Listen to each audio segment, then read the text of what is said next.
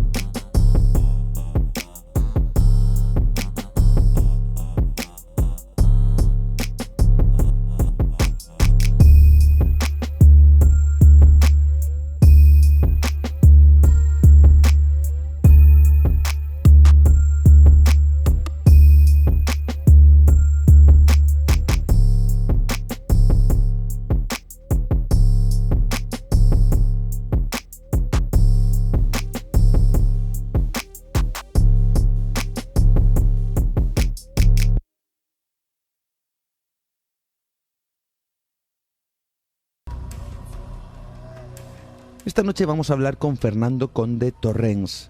Él es ingeniero industrial y profesor de la Universidad de La Rioja, y tras más de 20 años de investigación afirma que el cristianismo fue inventado y que nada de lo que nos cuentan ocurrió de verdad. La polémica, el debate está servido. Tema desde luego que a nadie va a dejar tibio. Esta noche sabremos lo que nuestro invitado nos tiene que contar. Es el año 303. El emperador Constantino manda a reunirse a un pequeño número de redactores, a los cuales les encarga una tarea. Algo que cambiaría el curso de la historia para siempre. Bajo la orden del emperador, estos escribas inventan el guión de toda una historia que, como digo, revolucionaría a la humanidad. En esa reunión deciden crear de la nada lo que fue conocido como los 4 evangelios. Ellos redactarían esos evangelios y varios textos más, todos inventados, todos falsificados, todos por encargo. El cristianismo fue sacado de la imaginación de estos redactores, esos antiguos escribas, con el fin de poder implantar en el imperio una nueva religión, el cristianismo. Bien, esta es la idea que defiende, y estoy seguro que también levanta polémica, Fernando Conde Torrens, ingeniero industrial, profesor en la Universidad de La Rioja, investigador y escritor, con títulos como El Grupo de Jerusalén y los Evangelios que generó, y también Simón, ópera magna, las pruebas de la falsificación. Y ahora nos sorprende, seguro que puede que indigne a otros, no lo sabemos, su nueva obra, Año 303, inventan el cristianismo. Fernando Conde Torrens, ¿qué tal? Buenas noches, bienvenido a Nueva Dimensión. Buenas noches, Juan. Buenas noches, muchas gracias. Un verdadero placer que estés con nosotros y la primera pregunta yo creo es obligada. Sabiendo las implicaciones que estas cosas tienen, ¿cómo te metes tú en estos líos, Fernando? Bueno, me metí hace pues algo así como 30 años. Uh-huh. yo quería saber, en un momento determinado de mi vida, cuando tenía 39 años, dije, bueno, yo quiero saber si lo que yo creo es cierto o no, porque no quiero morirme engañado. Uh-huh. Sería, a mi parecer, un fracaso. Yo soy muy racional como ingeniero y quiero saber un poco, a ver, pues qué es lo que hay, de qué hay después de la muerte, si lo que yo creo es cierto o no es cierto. Porque me había encontrado con un amigo que él creía en la reencarnación y yo no creía en la reencarnación. Entonces dije, bueno, pues una de dos, o él o yo estamos equivocados. No pueden ser las dos cosas ciertas. Uh-huh. Por eso me metí, como cosa personal mía. Casi para descubrir si aquello que te han contado otros, o aquello que han contado desde antaño otros, pues es cierto, ¿no? Así que te metes manos a la obra, empiezas a investigar, y aquí viene esa pregunta que todo el mundo seguramente que está esperando hacer, así que no vamos a hacerle esperar más, ¿no? ¿Es realmente una religión inventada el cristianismo? ¿Todo lo que conocemos, textos o papeles principales, son realmente falsos? Sí, absolutamente sí. Absolutamente sí, absolutamente falsos. Y además está demostrado documentalmente. Uh-huh. Es decir, que no es una teoría más de que alguien, pues, como me dicen mis detractores, con ganas de vender libros o con ganas de estar en los medios de comunicación. No, yo esto lo empecé para mí, no pensaba escribir ningún libro y quería averiguar realmente eso, si lo que me contaron mis padres y mis abuelos, pues era verdad. Y entonces empecé a leerme despacio, con sentido común, con criterio, los evangelios, y encontré cosas raras, encontré cosas sorprendentes, y luego cosas opuestas, que demostraban que había habido una pugna brutal en los primeros tiempos del cristianismo, y eso no se explicaba así, la historia no nos la explicaban así, de forma que dije, estos documentos, estas partes de los evangelios que, por ejemplo, de la Carta de Santiago, uh-huh, que detectan clarísimamente una idea primera acertada, válida, juiciosa, sensata, y otras a continuación fatales, mágicas y falsas, esto no pueden venir de la misma persona. Esto viene de dos personas con dos ideas distintas. Y entonces esto está aquí, está escrito, no puede ser falso. Uh-huh. Hay que encontrar la explicación a esa pugna ideológica inicial. Uh-huh. Tú encuentras esa pugna ideológica inicial que te da las claves, las pistas de que hay algo que no cuadra en todo esto. Parece que está como escrito a la sazón por dos personas, ¿no? Sí, exactamente. Porque yo partía de una idea. Cuando empecé primero analicé lo que había antes del cristianismo, ¿no? Las grandes ideas de Europa, las grandes ideas de Occidente. Yo no me he metido con Oriente, yo me he limitado al Imperio Romano. Uh-huh. Y entonces dije, bueno, a ver, los grandes pensadores que han descubierto, qué es lo que yo quiero descubrir. Y entonces me encontré con el conocimiento de los griegos. Pero entonces después pasé al cristianismo, a decir por qué el cristianismo no enseña lo que enseñaba el conocimiento de los griegos. Uh-huh. Y entonces fue cuando me encontré con estas dos ideas opuestas. Una de la primera etapa de redacción que yo llamaba coincidía con el conocimiento de los griegos y la segunda coincidía con una visión mágica y una moral elemental muy alejada de ese conocimiento. De forma que dije, esto hay que seguirlo investigando porque aquí hay gato encerrado. Uh-huh. Y seguí. Y seguiste adelante. Tú llegas a poner esa fecha, año 303. Yo he hecho una introducción hablando del emperador Constantino y tú marcas a este hombre como el creador, o cuanto menos el instigador, si hay que decirlo así, de que alguien creara o inventara pues todo lo que conocemos ahora acerca del cristianismo, de Jesús, de esos personajes, de esas parábolas, de todo aquello que tiene relación con esta religión, ¿no? Sí, de todo el Nuevo Testamento. Uh-huh. Sí. En realidad, Constantino no fue vamos a decir así, la génesis, el origen, la fuente primera de la idea. La fuente primera de la idea de una religión nueva, monoteísta, que adorase a un Dios único, fue de un tal Lactancio. Lactancio, sí. Este hombre, el año 303, por eso tiene esa fecha el libro, uh-huh, pues se fue a hablar con el emperador Diocleciano para decirle que el Dios único estaba indignado con Roma, porque en Roma se permitía adorar a muchos dioses. Y eso, que era una muestra de tolerancia imprescindible, para una potencia como Roma, que conquistaba todo lo que se le ponía por delante, a todos los pueblos, pues según Lactancio era algo que enojaba tremendamente al Dios único y que iba a mandar el fin del mundo. Diocleciano no le hizo caso a semejante dislate, pero Constantino sí le hizo caso, o le vino bien para lo que él quería. El caso es que lo protegió y se lo llevó consigo cuando volvió con su padre, el César de Occidente, a las Galias. Sí. Y Lactancio le dijo, hay que crear un equipo redactor porque hay que hacer una historia. Él no era historiador, él era un profesor de retórica. Sí.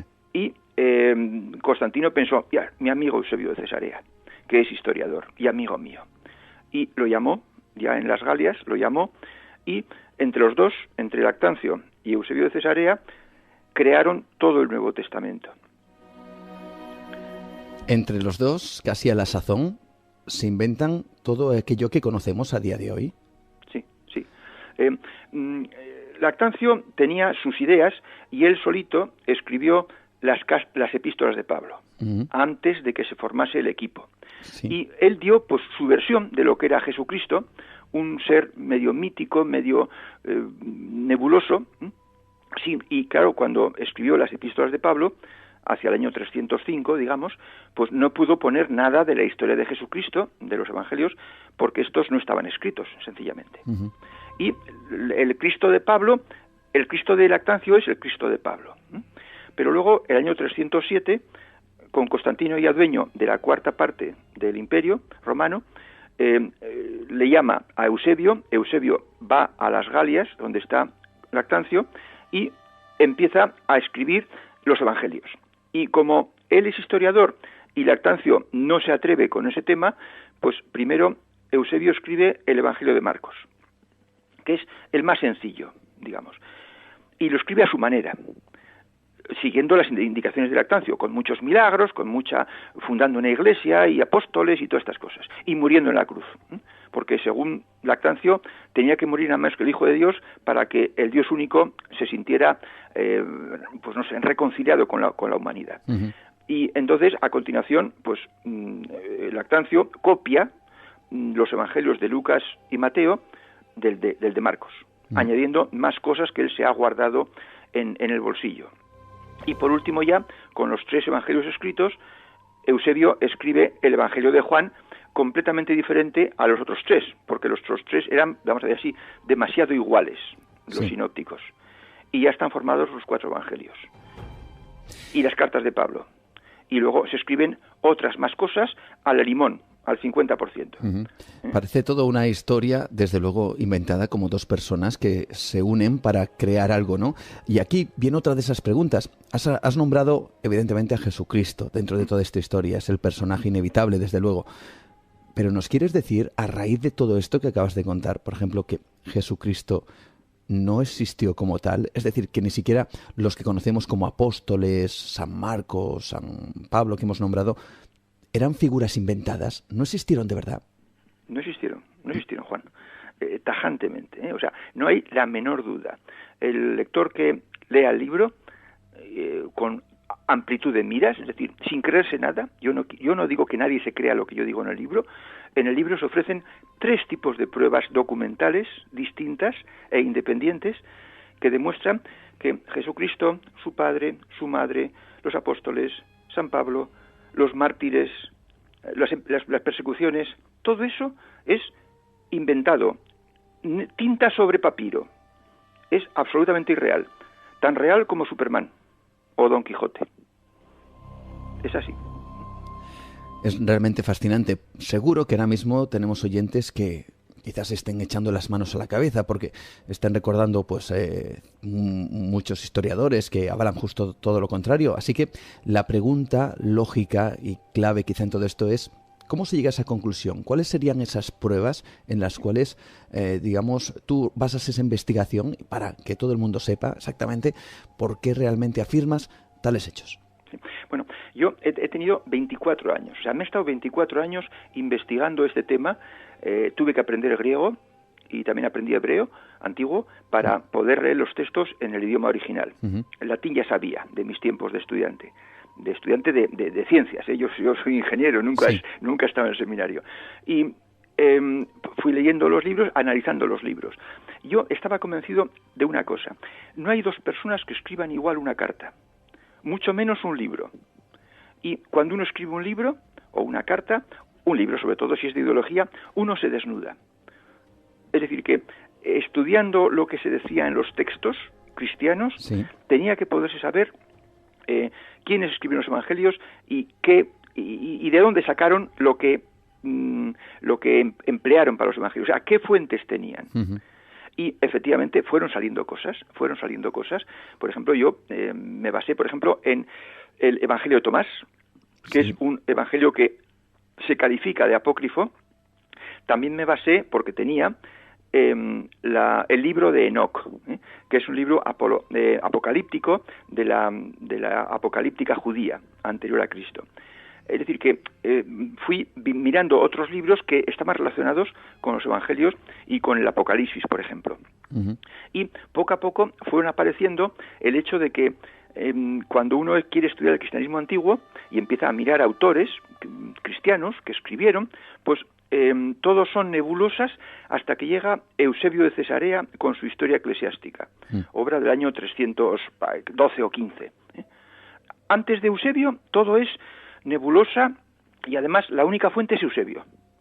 Y en cambio, después de Eusebio, pues ya todos son cosas claras. Por ejemplo, pues el Concilio de Nicea, donde hay un credo de Nicea, en realidad fueron dos, se construyen basílicas por parte de Constantino, es decir, que hay huella física, y antes no hay nada, porque uno empieza a estudiar los escritos antiguos primitivos, los padres apologetas que se llaman, y el mismo jesuita autor del libro que yo seguía, el padre Daniel Ruiz Bueno, decía: de Hermias nadie sabe nada, no se sabe ni cuándo nació, ni en qué país, nada, solo queda su libro.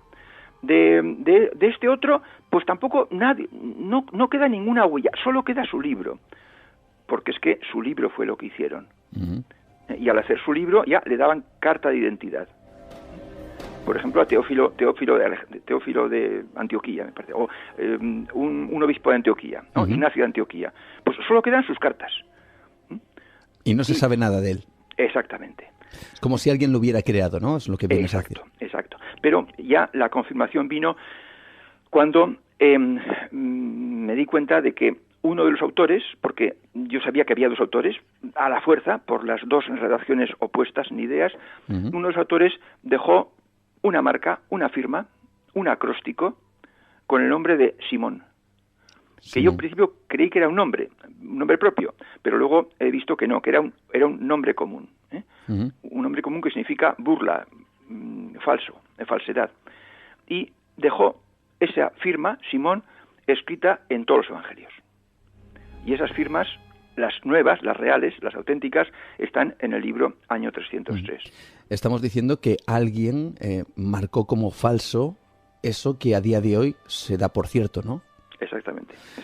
Bueno, aquí seguramente que haya muchas personas que estén ahora mismo planteándose, bueno, puede que todo esto imaginemos que pueda ser cierto, pero también hay, al parecer, pruebas que aseguran que existe, por ejemplo, la figura que niegas de Jesucristo que exista en unos escritos o en libros anteriores o en papiros anteriores a esa fecha, ¿no? Entonces alguien podrá pensar, bueno, ¿cómo es posible que si esto se inventa en el año 303, cómo es que existen escritos de estos personajes previos a ese anteriores, año? Sí, bueno, porque no solo entre el año 303, que Lactancio empezó a escribir para satisfacer los deseos de Constantino, hasta el año 323, un poco antes de Nicea, hay 20 años. Y en 20 años, dos personas profesionales, escribas más bien gramateos, es decir, como diríamos ahora, pues abogados o literatos, o historiador, uno de ellos, escribieron no solo los, no sé si son 27 libros o 29 del Nuevo Testamento, sino que escribieron muchas más cosas.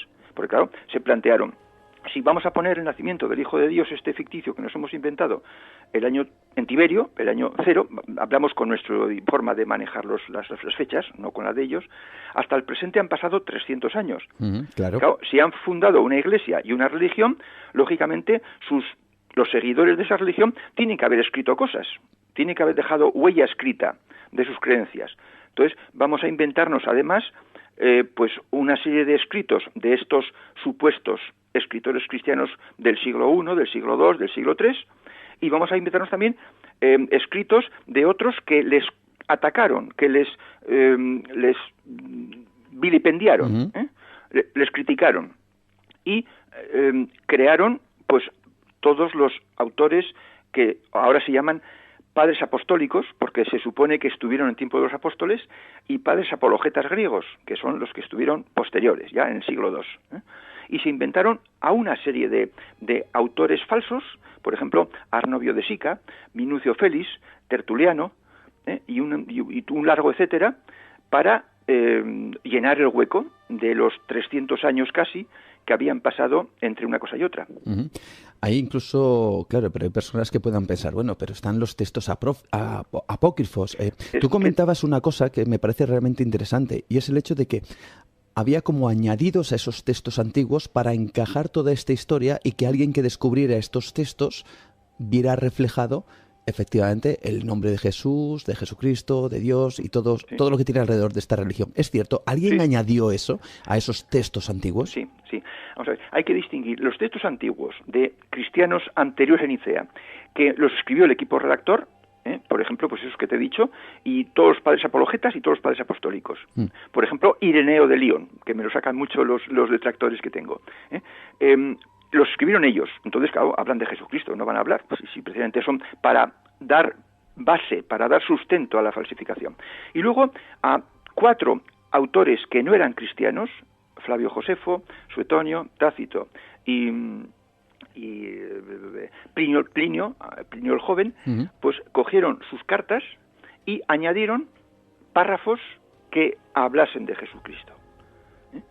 Que eso es lo que se llama una interpolación.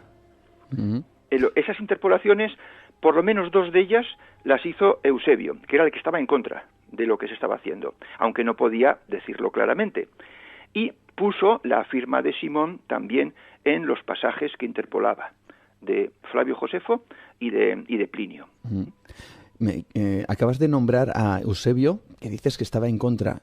Es decir, ¿había alguna especie de guerra, entre comillas, por intentar que este invento no saliera a la luz, entonces? Sí, efectivamente. O sea, esa guerra que yo te he dicho ideológica en los primeros escritos que yo vi, por ejemplo, la carta de Santiago o las cartas de Juan, que las escribió Eusebio, pues ahora, años después, se confirmó con la personalidad y los criterios de estas 2 personas que formaban el equipo redactor, exclusivamente ellos 2. Lactancio era el jefe y era el hombre de la idea y defendía la visión mágica y defendía Jesucristo, Hijo de Dios. Realmente es sorprendente. Sí. Y en cambio Lactancio era todo, Eusebio era todo lo contrario. Y entonces esa pugna era la que reflejaba la mentalidad de estos 2 hombres.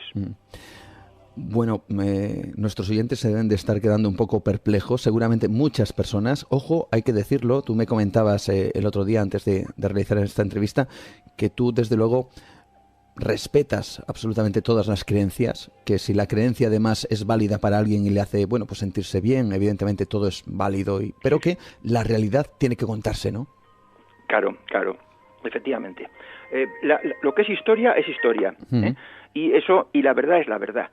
Y la mentira es mentira, y la falsificación es una falsificación. Entonces, a los hititas sus sacerdotes les engañaron, a los egipcios sus sacerdotes les engañaron, a los griegos no había dioses en el Olimpo, ni Júpiter, Juno y Minerva, y a los romanos tampoco existían Zeus, etcétera. Era Poseidón, Demeter y Catellades.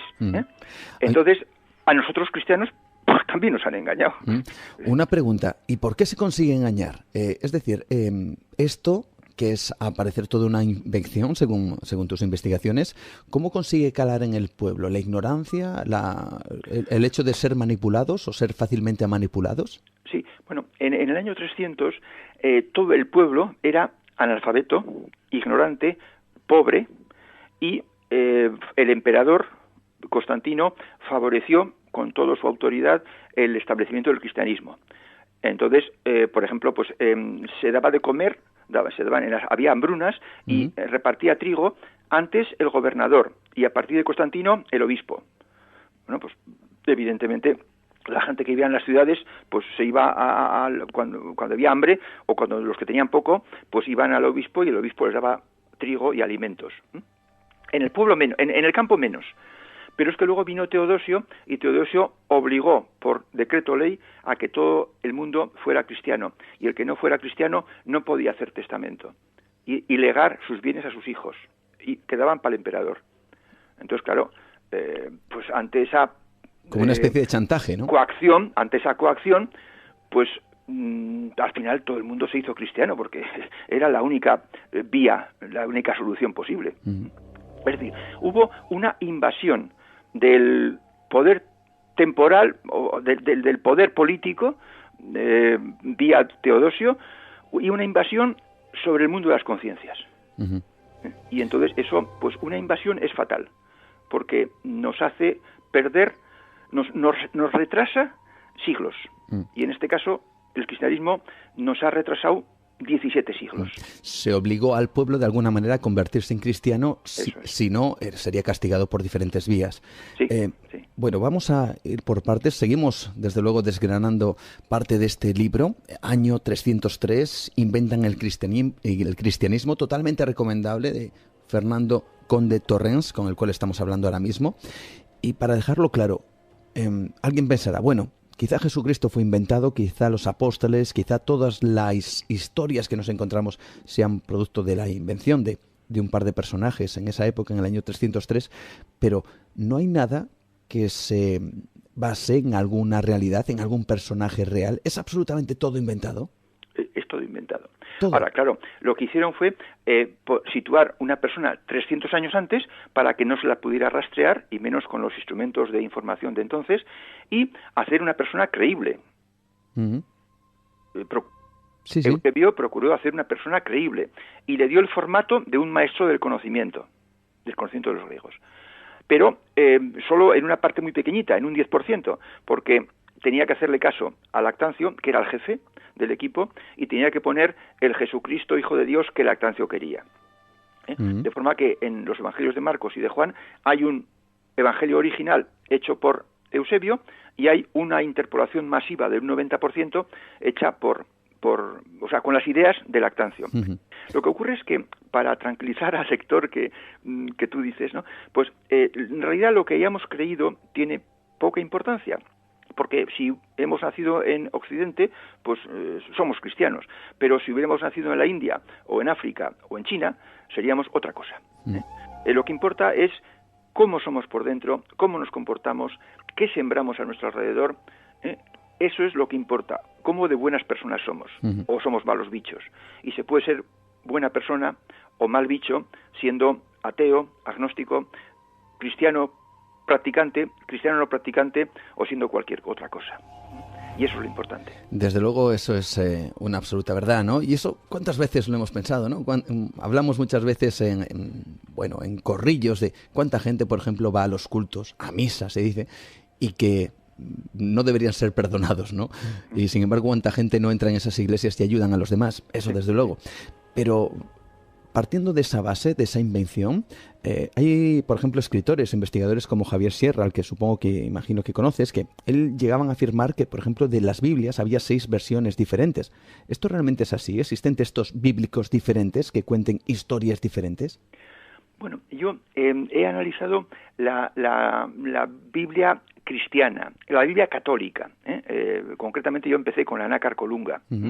Y luego pues me he hecho con Biblias en griego, Ekaine Diatheke, y tengo 30 versiones distintas. Entonces, entre ese texto griego original, de Ekaine Diatheke, que es la enseñanza verdadera, auténtica, pues las diferencias son diferencias de puntuación y algunos párrafos o pasajes que faltan, pero no hay diferencias para decir que son distintos personajes. Ahora ya no me meto con los testigos de Jehová, los adventistas del último día, los evangelistas, los anglicanos o los protestantes o Lutero o Calvino. Yo eso no lo he estudiado, porque no me interesaba. A mí lo que me interesaba era saber si el Nuevo Testamento era cierto o no era cierto. Y he descubierto que es todo una invención literaria como el Quijote.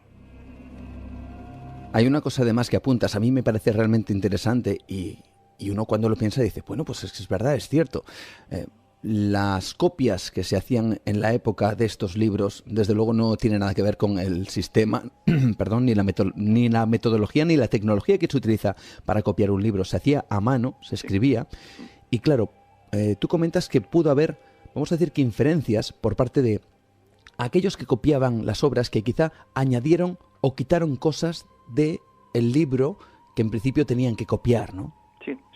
Se transmitía por eso, por copia, y precisamente por eso había, realmente en el libro se describen muchas cosas que aquí en la charla, en la entrevista no podemos hablar, ¿no? Claro, pero había una forma de escribir con estructura.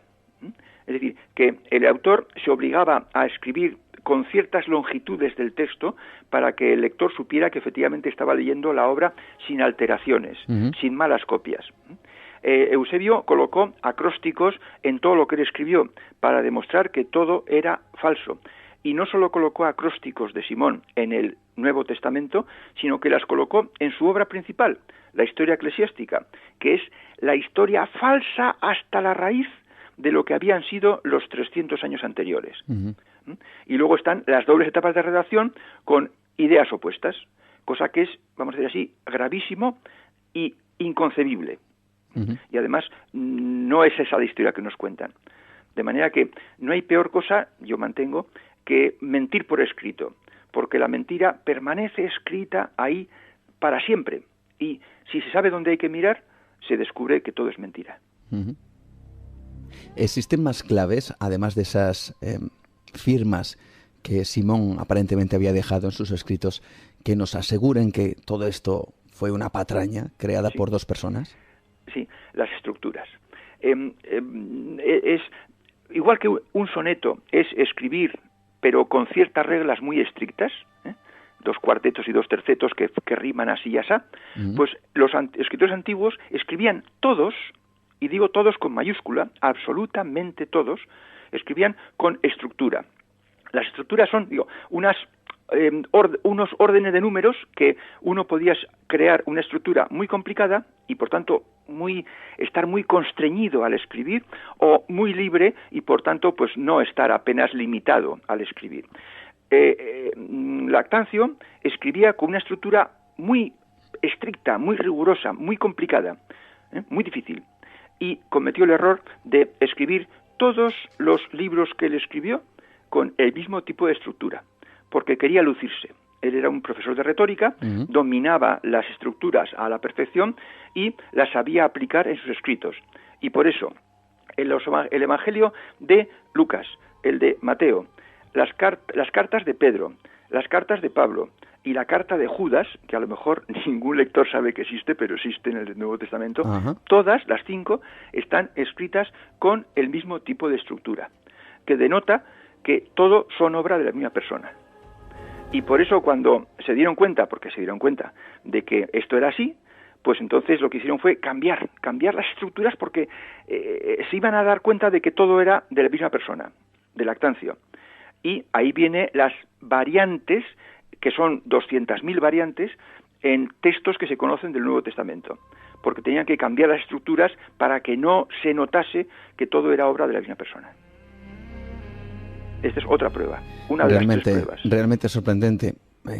¿Crees que la Iglesia sabe realmente que fue toda una invención? Es decir, ¿lo guardan como secreto si esto realmente es así? Mira, lo saben y han procurado disimularlo haciendo todo lo que han podido. Por ejemplo, las estructuras eran por capítulos. Cada capítulo tenía su estructura. Y en el caso de ser escrito por Eusebio de Cesarea, tenía su firma, su acróstico.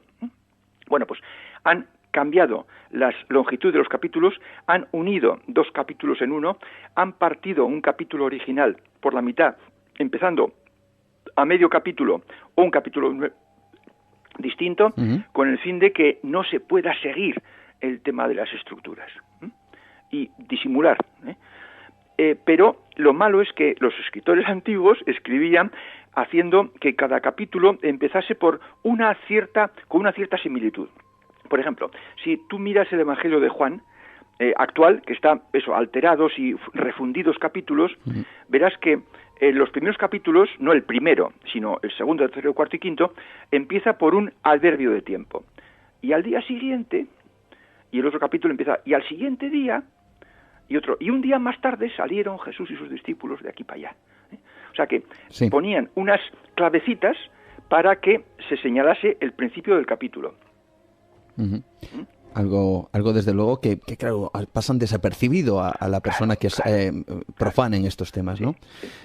Hay una cuestión que a mí me gustaría hacerte. Yo no sé si va a ser fácil o difícil contestar, además porque ya nos estamos quizá metiendo en otras religiones y como bien has comentado y explicado, te has centrado en el cristianismo. Pero alguien podía preguntarse, por ejemplo, en el Islam, que existe una base similar al cristianismo, que incluso en el Corán, por ejemplo, y esto es algo que puede sorprender a muchos de nuestros oyentes, aparecen personajes como Noé, como Moisés, como Adán, como Juan Bautista, e incluso el propio Jesús de Nazaret aparece mencionado en el Corán, además de historias casi idénticas a las que aparecen en esa Biblia, en esos evangelios.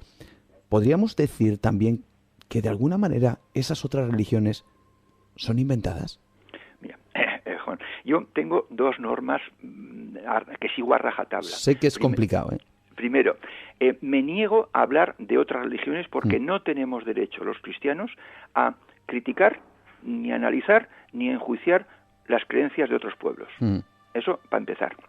Y ahora, ciñéndome a la pregunta que tú concreta me haces, el año, 570, hablo aproximadamente, ya estaba desde el 325 hasta el 570, habían pasado pues algo así como 250 años y el cristianismo estaba extendido por todo el imperio. Sí. Entonces, que alguien ajeno al imperio o lindando al imperio, vecino del imperio, acepte los hechos que se narran en los libros cristianos del Imperio Romano, pues no tiene nada de particular. No es una prueba de realidad de la existencia de esas personas. Habían pasado 250 años desde que se inventaron literariamente y 570 desde que supuestamente nacieron. De forma que eso no prueba nada.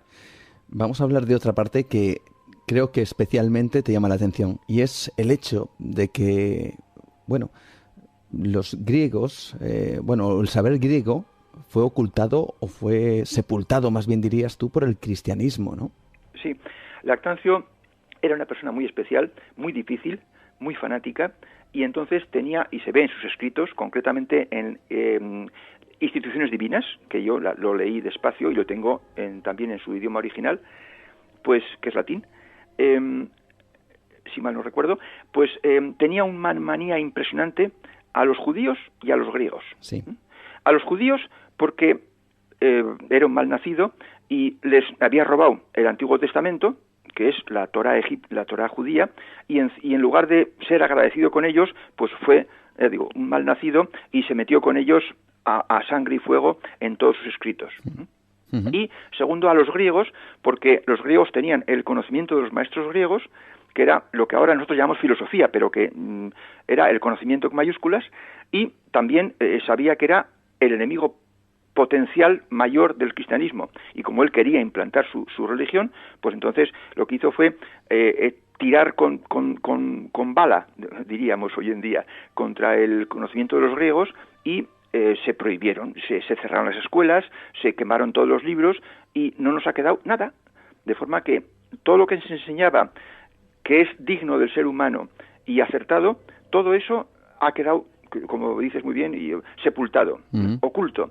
Y ese es el gran, vamos a decir así, el gran pecado del cristianismo, que nos ha retrasado a los occidentales 1700 años. Es increíble lo que comentas, porque ahora mismo, fíjate, mientras estamos hablando tú y yo, Fernando, me viene a la memoria el primer capítulo de esa mítica serie que produjo Carl Sagan en los años 70, llamada Cosmos. Y fíjate, me estoy recordando ahora mismo de ese primer capítulo en donde salía esa gran y fantástica biblioteca de Alejandría, donde el propio Carl Sagan decía que el verdadero conocimiento, el que realmente llevaría al hombre a un estatus más elevado, era el griego, y que luego las otras, los otros dogmas se encargaron de acabar con él, de sepultarlo, para llevar al mundo al ostracismo y a la ignorancia de la religión, ¿no? Sí. Mira, una religión verdadera, una doctrina auténtica, tiene que cumplir, yo creo, 3 condiciones: que nos haga felices, que nos ayude a madurar y que nos deje claro lo que hay después. Eso lo hacía el conocimiento de los griegos. Y además eso se puede conocer por vía experimental, ¿eh? No solo por vía de creencia, no. La fe es lo que Lactancio necesitaba que dieran a sus patrañas.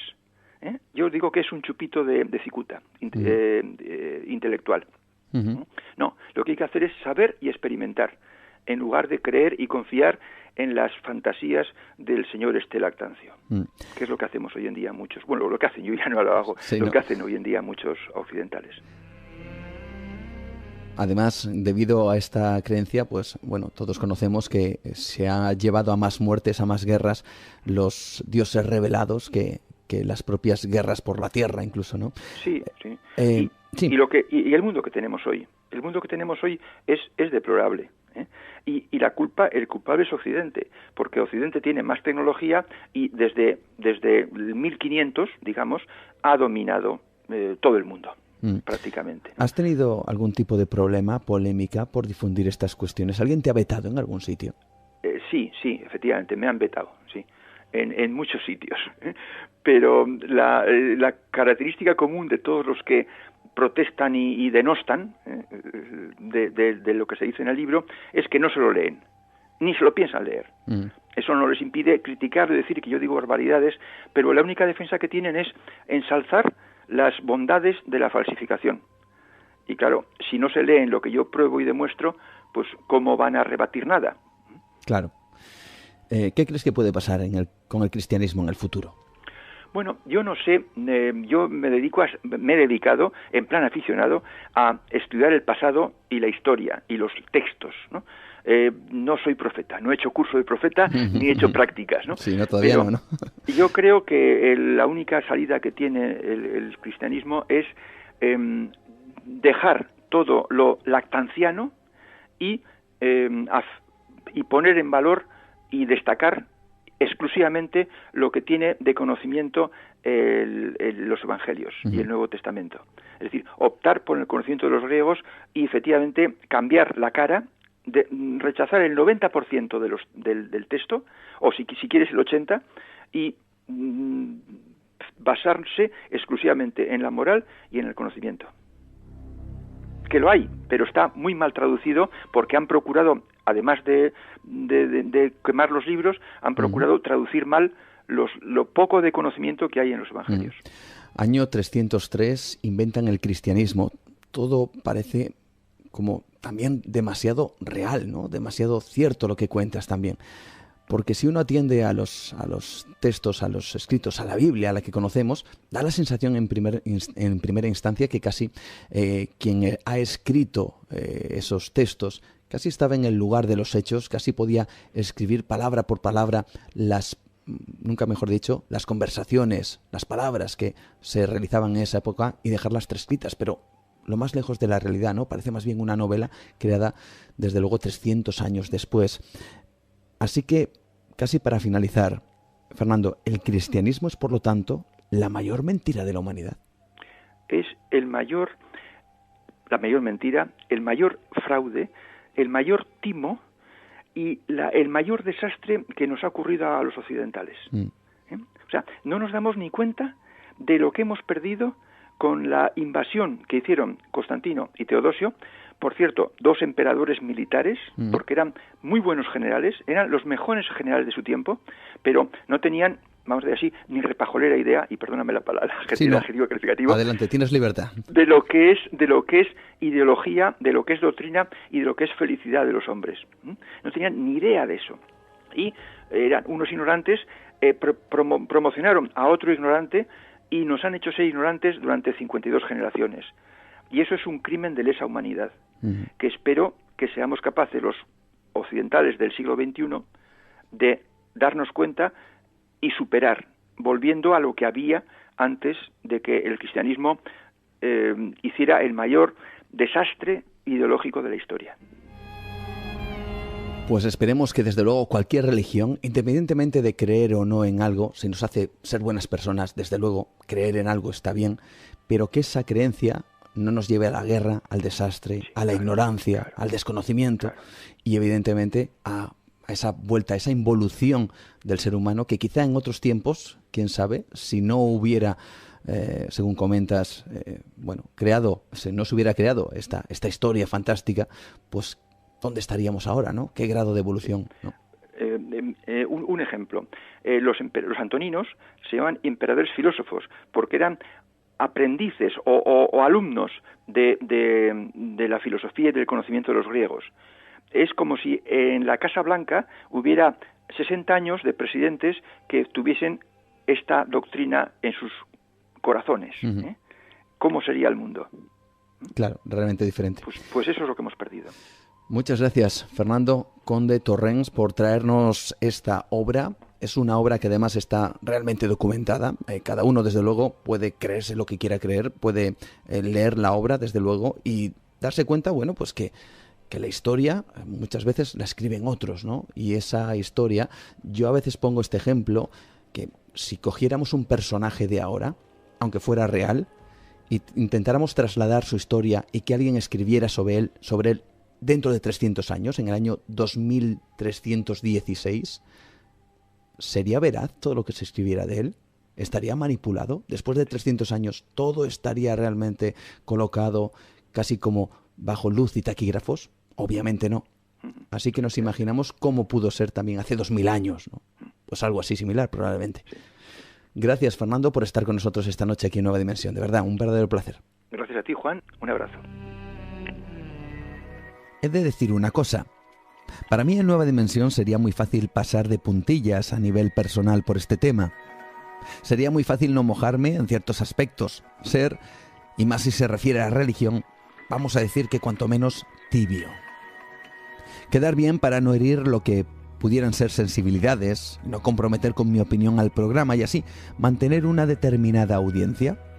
Estar en esa línea de neutralidad, llamémosla bien queda.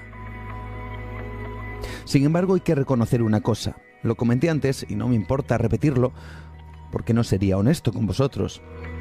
La religión, las religiones en general, los dogmas implantados por el ser humano, han acarreado más muertes, más derramamiento de sangre, más inmoral, menos paz y más guerra y por consiguiente más muertos sobre la mesa que cualquier otro conflicto por otro tipo de cuestiones. Ni siquiera sumando todas las víctimas de la Primera y la Segunda Guerra Mundial juntas, llegarían a alcanzar el listado de muertes por guerras santas, por cruzadas, luchas contra los infieles de uno u otro bando, o acabar con la vida de ciertas etnias por procesar un dogma religioso. En el mundo, por norma, se ha impuesto a lo largo de la historia la creencia a la razón. Se han matado y se matan personas porque se creen herejes o por ir en contra de los preceptos religiosos. Durante muchos siglos, aquel que iba en contra de la religión solo merecía la muerte. Durante siglos se ha matado por algo que tenga o no base real en algún personaje histórico, no deja de ser un invento humano. La religión es un invento exclusivamente humano. No hay ningún animal que rece, que erija templos, vaya a misa o a cualquier otro templo de otra religión, o mate a sus semejantes, por tal o cual deidad. Hemos acabado y acabamos con la vida de otros, por algo que solo el hombre profesa. Además matamos por algo desdibujado y que no sabemos darle forma. ¿Qué es Dios? En cualquiera de sus religiones, ¿cómo es? ¿De dónde surge? ¿Es un concepto? ¿Alguien real? ¿Una energía? ¿Una manifestación de algo? ¿Y ese algo qué es? Sin embargo, somos la única especie en este planeta que podemos acabar con otros para atestiguar que ese algo que no sabemos qué es el verdadero respecto a los otros algos que los demás tampoco saben qué es de otras religiones. Y así durante 2000 años el mundo se ha peleado. Ha matado a sus semejantes por defender un invento exclusivamente humano. Nos dicen que la religión nos hace ser mejores personas, pero la historia nos demuestra que en la mayoría de las ocasiones nos lleva al asesinato y a la muerte. Puede que ahora haya personas que se incomoden con esto que digo, pero he de decir que me da igual, porque lo que comento es absolutamente cierto. Ojo, y sé que la creencia en algo ha ayudado a muchas personas, por supuesto, y que ciertos preceptos religiosos les han ayudado en la vida, pero ¿realmente creéis que ha merecido la pena? ¿Tantas muertes, tanta ignorancia en pos de las religiones han merecido la pena? Yo creo que no, amigos. Se ha quemado, se ha torturado, se ha asesinado, se ha vetado el conocimiento científico, se han amputado las alas de aquellos que quizá pudieron llevarnos por un camino diferente, y se ha acabado con la vida de ciertas personas porque decían, por ejemplo, que la Tierra giraba alrededor del Sol, o que había vida en nuestro cuerpo como pequeñas células. El sentido religioso ha arrancado de raíz quizá ese conocimiento y lo ha dejado enterrado durante siglos porque eso iba en contra de Dios. ¿Y quién lo dijo? ¿Bajó Dios a decir a los hombres que el conocimiento era malo? ¿Bajó Dios a decir a los hombres que había que acabar con el otro, con el vecino, con el del país que teníamos al lado porque no creía lo mismo que nos decía que teníamos que creer? Y luego están los que defendieron esa idea. Hay que matar en nombre de Dios. Tu vida no es tuya. No intentes buscar tu camino porque lo que te pase es voluntad de Dios y no la tuya. Como si fuéramos marionetas bajo el dominio de ese algo que nadie sabe definir lo que es. No pienses, ya piensa Dios por ti. No actúes, ya decide Dios por ti. Si sufres, es porque Dios lo ha querido. Si ríes, es porque Dios lo ha querido. Si un familiar muere, es porque Dios así también lo ha querido. Todo es voluntad de Dios, ni de la tuya, ni de la mía, solo de Dios. Como veis, no soy tibio, como podéis comprobar, ¿eh? Los más religiosos dicen que a lo largo de la historia las muertes en el mundo se producen por la voluntad de Dios. Él solo es un mero espectador, alguien que impunemente ordena a los hombres que acaben con la vida de otros. Sin embargo, es el hombre y solo el hombre el que alza la mano para acabar con sus semejantes. La religión es el mejor invento de los humanos para acabar con el contrario, con el que no piensa igual, con el débil, con el diferente. Para conquistar territorios, la religión. Para invadir países, la religión. Los mayores genocidios jamás ocurridos en la humanidad se han producido por la religión. Millones de muertos en la Europa nazi porque alguien procesaba, por ejemplo, la religión judía, entre otras. Cientos de miles de muertes en la antigua Yugoslavia por ser musulmanes. En Irlanda del Norte aún quedan los ecos de las luchas entre protestantes y católicos que han dejado decenas de muertos, todo por un invento exclusivamente humano. Y yo me pregunto, ¿hasta cuándo?